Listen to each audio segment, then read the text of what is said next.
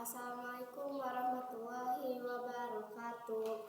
Halo teman-teman, perkenalkan nama saya Zian Raya sebagai tim penggiat literasi dari SD Negeri Ciberem, Kecamatan Pengalengan. Dalam rangka mengikuti tantangan bulan Maret Literasi Numerasi 2025 ini, saya akan mempresentasikan denah sekolah. Pertama-tama di sini ada gerbang. Selanjutnya kita akan menemukan perpustakaan. Di samping perpustakaan ada kantor atau ruang guru.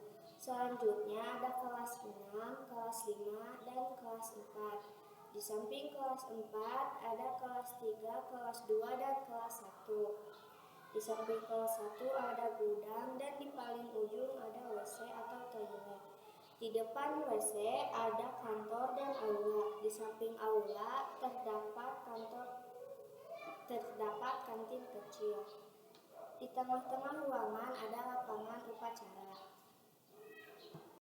Sekarang saya berada di kelas 6.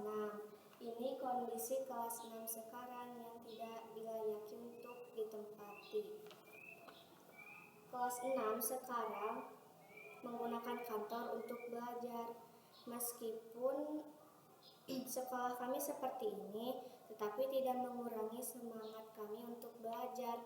Mohon doanya ya teman-teman agar cepat direnovasi. Demikian presentasi yang saya sampaikan. Mohon maaf bila ada kesalahan. Salam literasi. Wassalamualaikum warahmatullahi wabarakatuh.